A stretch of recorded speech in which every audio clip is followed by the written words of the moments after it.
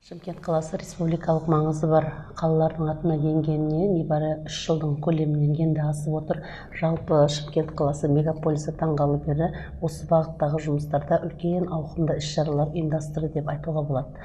Оның бірі, негізі тоқталатын болсақ, ұлттық жоспар. Бұған дейін білім беруді дамытуға арналған бағдарламаның аясында алдымызда белгілі бір индикатор болған 48-де 5% болып отыр.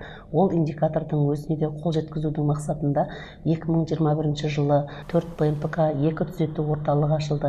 Жалпы осы инклюзивті білім беруді қамтамасыз ету, білім беру ұйымдарының саны осы 21-ге жетіп отыр.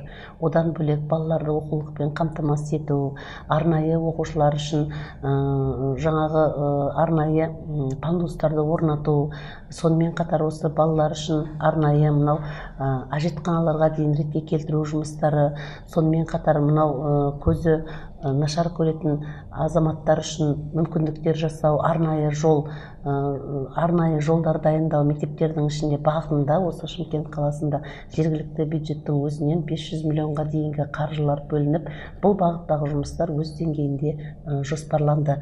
Дегенмен әлі алдымызда атқарылатын жұмыстар өте көп.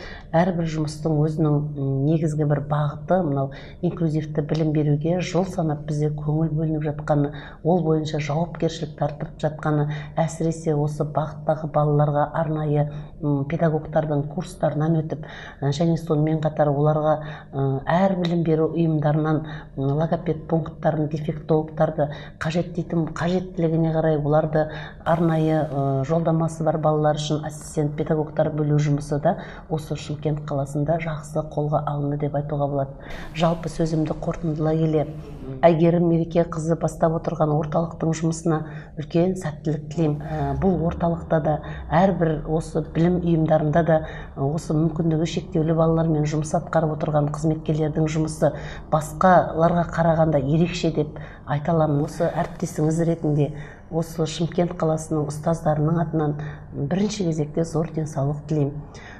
Сіздерге адамның бойына рухани байлық беретін еңбектеріңіз үшін алғысымызды тағы да білдіргіміз келеді. Дендеріңізге саулық тілейміз, жұмыстарыңызға табыс тілейміз, әрбір бастаған ісімізде сәттілік тілеймін.